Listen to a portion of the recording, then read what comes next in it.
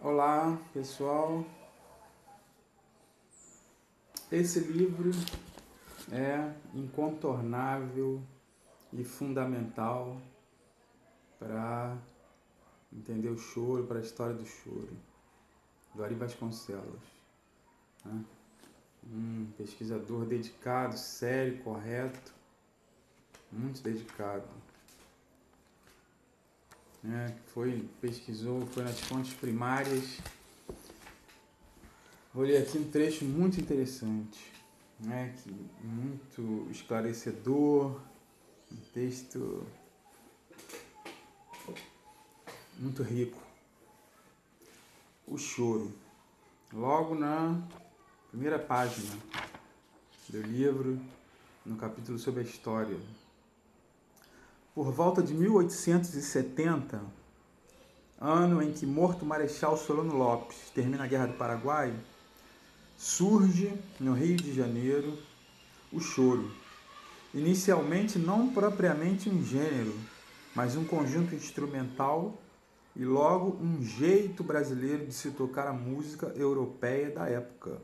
Valsas, polcas, shotes, e a partir de 1871, quando é publicado o primeiro, Olhos Matadores, de Henrique Alves de Mesquita, tangos brasileiros, gênero que encontraria em Ernesto Nazaré, para usar uma expressão de Batista Siqueira, o sistematizador genial. Então, primeiro choro publicado de Henrique Alves de Mesquita, 1871, chamado Olhos Matadores. Então, isso é muito importante, que inicialmente era um jeito, era uma maneira dos músicos interpretarem as músicas europeias que estavam disponíveis, né? Valsas, polcas, shots, tangos brasileiros. Aqui ficou confuso o parágrafo pela maneira dele escrever. Então, valsas, polcas, shots e tangos brasileiros também foi uma denominação que foi muito usada na época, né, principalmente pelo Ernesto Nazaré. Depois, em outro momento, a gente fala por quê, né, por que se usou essa denominação tango brasileiro. Então, inicialmente, uma maneira de tocar, uma maneira brasileira, né, sincopando, né, swingando, esse repertório europeu, até que em 1871 tem esse marco histórico do primeiro choro publicado, né, aquelas publicações que se vendiam, né, para os músicos da época, né, para os pianos e tal, né, aquelas partituras impressas. Aos grupos instrumentais, geralmente formados de 2 violões e um cavaquinho, uma evolução da música de barbeiros, superpõe-se agora geralmente a flauta, formando aquilo que o mesmo autor chamaria de quarteto ideal. Do núcleo inicial de músicos, compositores, chegaram a nós apenas alguns nomes. Joaquim Antônio da Silva Calado, flautista, né, que é de Flor Amorosa, Viriato Figueira da Silva, também flautista, Virgílio Pinto da Silveira, cantor, Luizinho, flautista, etc. Com o decorrer do tempo, essa composição de instrumentos passa a variar, mas sempre sobre a mesma estrutura básica. O gênero, melhor, o repertório vai sendo enriquecido com a colaboração de novos músicos e compositores. Ernesto Nazaré, Chiquinha Gonzaga, Anacleto de Medeiros, Paulino Sacramento, Albertino Pimentel, Capitão Rangel, Felisberto Marques, Gilca Calu, Pedro de Alcântara, Henrique Dourado, Louro, Sátiro Bilhar, Irineu de Almeida, Nelson Alves, Mário Álvares, Pedro Galdino, e já neste século, Candinho Silva, no caso do século XX, né? Candinho Silva, Pixinguinha, Luiz Americano, Dante Santoro, Luperce Miranda, Benedito Lacerda, Avena de Castro, Jacó do Bandolim, etc. Então,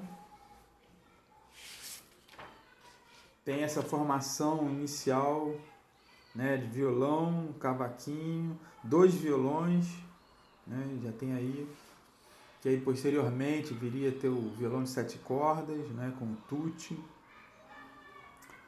mas há 2 violões, cavaquinho, depois a flauta, né, como solista, grandes flautistas, compositores, né? Ele não citou aqui, mas Patápio Silva também, grande solista de flauta, né? Aí, então é isso, né? Era uma maneira de tocar músicas europeias e um jeito também de tocar, e acabou se designando esse repertório, né? E aí posteriormente surgindo as composições e até se tornar um gênero que formado por subgêneros como shot, né, valsa, belíssimas valsas choros. Depois tem o machixe também, né, já genuinamente brasileiro, né.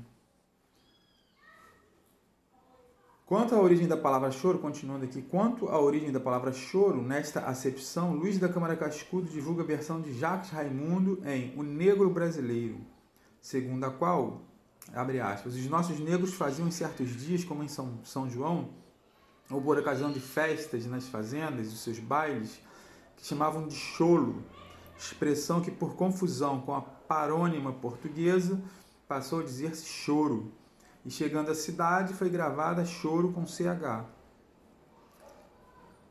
Já o José Ramos Tinhorão, em Pequena História da Música Popular Brasileira, da editora Vozes, publicado em 1974, página 95, esposa outra versão.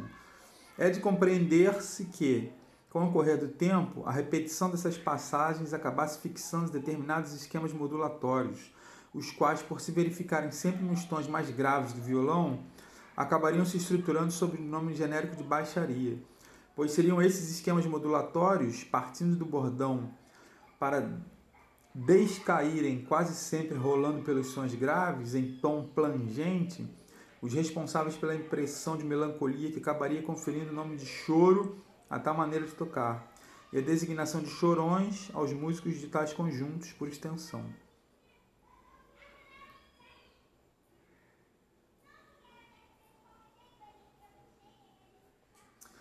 Aí aqui o Ari Vasconcelos discorda, né, dessa acepção. Essa filiação de choro como estilo de gênero a choro melancolia, que antes de Tinhorão foi inventada por Lúcio Rangel, não me parece correta.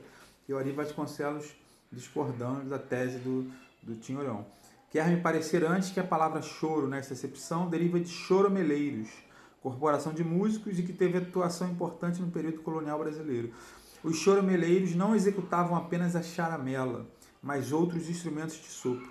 Para o povo, naturalmente, qualquer conjunto instrumental deveria ser sempre os choromeleiros, expressão que acabou sendo encurtada para os choros. Para não ficar muito grande o vídeo, eu fico por aqui e em breve outro vídeo dessa temática. Um abraço.